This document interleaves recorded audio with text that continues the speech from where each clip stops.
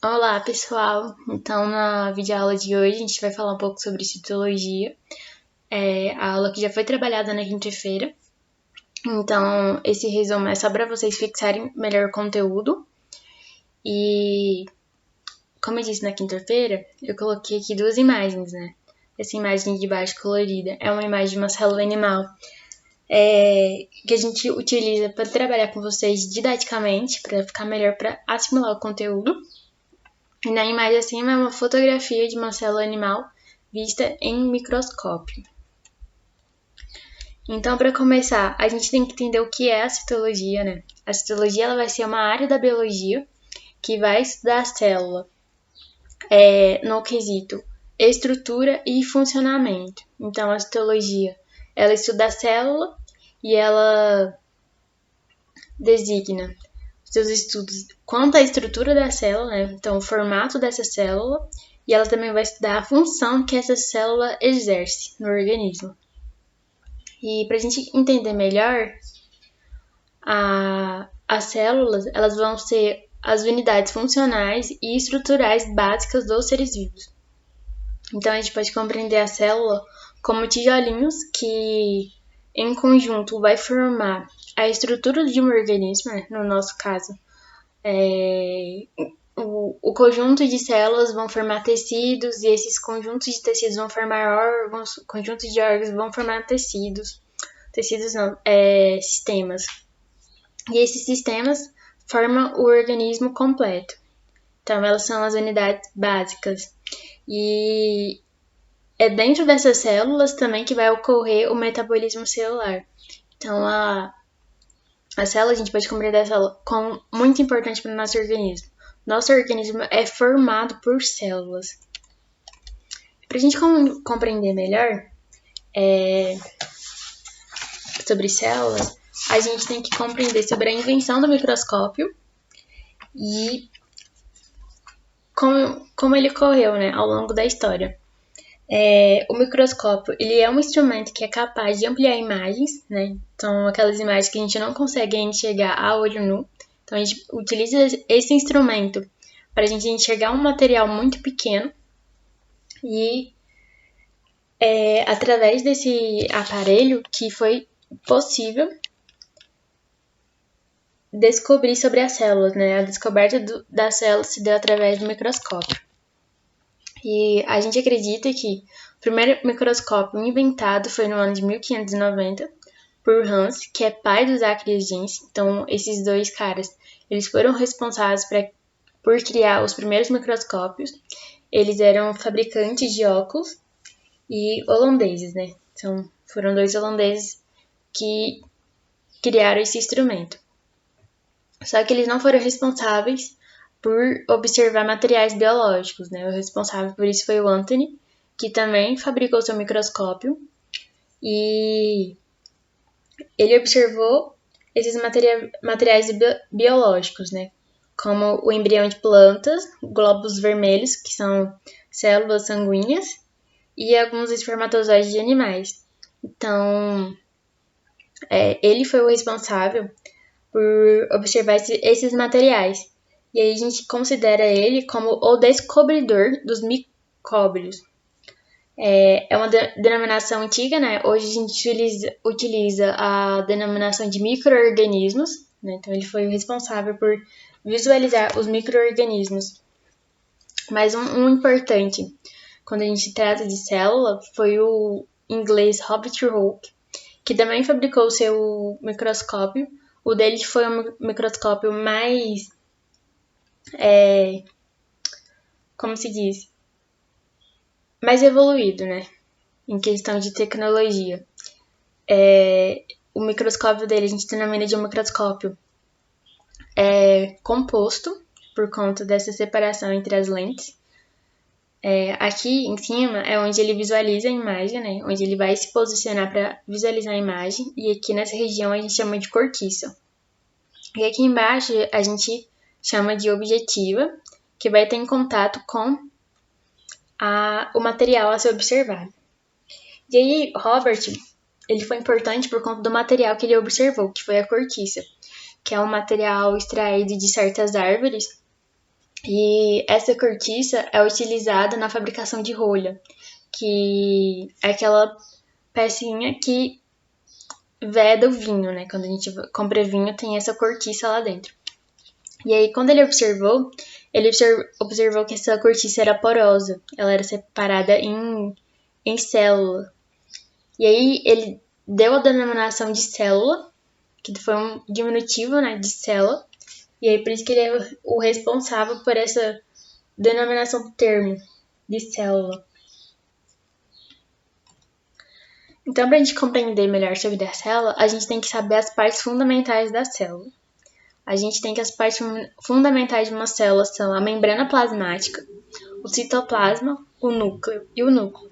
Só que no caso das células vegetais, a gente vai ter uma diferença, que vai ser a presença de um material mais espesso, que a gente chama de parede celular. Como aqui na imagem, a gente observa que é uma célula animal e aqui é uma célula vegetal. Então, a gente observa algumas diferenças entre elas. A gente vê aqui a presença da parede celular e os vacúolos. Na célula animal e também na célula vegetal, a membrana plasmática ela vai servir para delimitar essa célula, né? Então, ela vai ajudar a dar o formato da célula.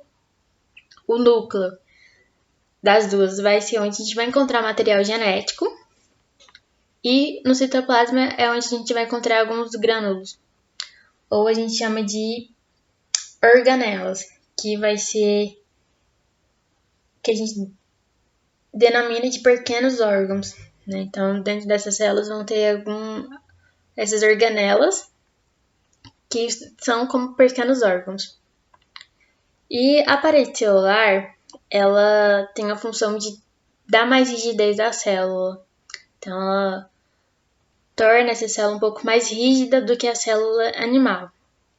E os vacúolos, eles servem para armazenamento de algumas substâncias, né, dessa célula. Então, a partir desses estudos, a partir do século XIX, eles conseguiram construir algumas premissas, e a gente chama essas premissas sobre a teoria celular, que ela foi consolidada, né, ao longo do século XIX. E a primeira diz o seguinte, que todos os seres vivos são formados por células e por estruturas que elas produzem. As células são, portanto, as unidades morfológicas dos seres vivos. Então, essa primeira premissa, ela afirma que as células constituem a morfologia dos seres vivos, né? Então, a gente vai ver mais para frente que alguns seres vivos vão ser constituídos por apenas uma célula e outros, como a gente, né? Humanos ou animais, são constituídos por um conjunto de muitas células. Então, a primeira premissa diz sobre a morfologia dessas células, né? Da constituição morfológica dos seres vivos. A segunda premissa já vai falar sobre o funcionamento dessa célula, né? Então, ela diz o seguinte: as atividades essenciais que caracterizam a vida ocorrem sempre no interior de células. Elas são, assim, as unidades funcionais ou fisiológicas dos seres vivos. O que isso quer dizer? Que é dentro da célula que vai ocorrer o funcionamento de todo o organismo, né? Então, é lá que a gente vai ter o metabolismo celular ocorrendo. E a terceira premissa, ela diz respeito sobre a formação de células novas, né? Então, ela diz o seguinte: novas células formam-se apenas por meio da reprodução de células pré-existentes. É um processo denominado de divisão celular. Então, para a fabricação de novas células, a gente precisa de uma célula pré-existente, né? Ou uma célula velha. E essa célula pré-existente, ela vai se dividir e formar novas células, né? Então, o processo da fabricação de células ocorre por meio desse processo de divisão celular, né? Que é a divisão de uma célula para formar novas células. Então, a teoria celular, ela se baseia nessas três premissas, né? Quanto à morfologia da célula, a função da célula e a formação de novas células. E a gente pode diferenciar a célula em alguns quesitos, né? A gente já diferenciou a célula no começo entre célula animal e célula vegetal. Na célula vegetal, a gente vai ter a presença da parede celular e do vacúolo, né? E aí, na célula animal, a gente não vai ter essas duas estruturas, né? Que é a parede celular e o vacúolo. Então, na célula animal, no geral, a gente vai ter membrana, citoplasma e núcleo. Célula vegetal, a gente vai ter parede celular, membrana, citoplasma e núcleo. Então, a primeira diferença entre as células é essa. E outra diferença, a gente pode diferenciar as células em dois tipos, que são as células procarióticas e as células eucarióticas. E o que quer dizer isso? As células procarióticas, elas vêm do grego protos, que é primitivo, e carium, que é núcleo. Elas são células mais simples e no seu citoplasma não vai conter estruturas membranosas nem núcleo. Essas estruturas membranosas é o que eu disse no começo, que são as organelas. E as células eucarióticas, ela vem do grego eu, que é verdadeiro, e do carium, que é núcleo. Então, essas células eucarióticas, ela vai conter no citoplasma canais e outras estruturas membranosas, que são as organelas. Aqui na imagem a gente consegue observar a diferença, né? Aqui é uma célula eucariótica e aqui é uma célula procariótica. A diferença entre elas vai ser essa membrana aqui, ó, que vai delimitar o núcleo. E aqui a gente observa que na célula procariótica não tem uma membrana que está delimitando o núcleo, né? Então, o núcleo ele vai estar espalhado aqui no citoplasma dessa célula. E aqui o núcleo ele vai estar separado do citoplasma, né? Então, a diferença entre as células eucarióticas e procarióticas são isso. A gente vai encontrar células procarióticas em bactérias, protozoários, esses tipos de animais. E a célula eucariótica a gente encontra na célula vegetal, na célula animal, né? Então, a gente somos organismos com célula eucariótica. Outra coisa importante para a gente entender também que é o formato da célula. Existe uma variação entre esse formato, né? Então, a célula a forma da célula ela é extremamente variada e vai depender de alguns fatores, que é a tensão superficial, a viscosidade do citoplasma, a ação mecânica das células vizinhas e a adaptação funcional. Então, como a gente observa aqui na imagem, a gente está vendo diversos tipos de células. Aqui é a célula de um neurônio, né, que compõe o sistema nervoso. A gente vê um prolongamento, né, que a gente chama de axônio. Aqui a gente tem as células do sangue, que elas vão ser redondinhas. A célula óssea, né, que compõe os ossos, ela tem um formato estrelado. E as células musculares, né, que elas vão ser cilíndricas, né. Então, não precisam imaginar a célula como um formato redondo, né. A gente utiliza esse formato redondo para trabalhar mais didaticamente, mas em questão de formato, a célula ela é extremamente variada. E também a gente consegue classificar a célula no quesito quantidade. Então, né, de acordo com a quantidade de célula, a gente classifica elas em seres unicelulares e seres pluricelulares, né? Então, os seres unicelulares vão ser aqueles que vão possuir um corpo formado por apenas uma célula. No caso aqui, a gente tem uma ameba e um paramécio. Esses organismos unicelulares, apesar de eles possuírem apenas uma célula, eles vão ser capazes de ter todo o funcionamento do seu corpo, né? Como eu disse, a célula, além dela dar estrutura ao organismo, ela é capaz de fazer a função, né? Então, esses organismos com apenas uma célula vai ter a estrutura do seu corpo e nessa célula eles vão ser capazes de produzir seu próprio alimento, reprodução. Então, acontece tudo nessa única célula. Já os seres pluricelulares, que a gente também pode chamar eles de multicelulares, Eles vão apresentar uma grande quantidade de células e essas células no corpo desse organismo são mais complexas. E elas vão atuar de maneira conjunta para garantir a sobrevivência de um ser, né? No caso aqui na imagem a gente colocou de um humano. Como eu disse, as células, a gente pode imaginar elas como tijolinhos que esse conjunto vão formar um organismo, né?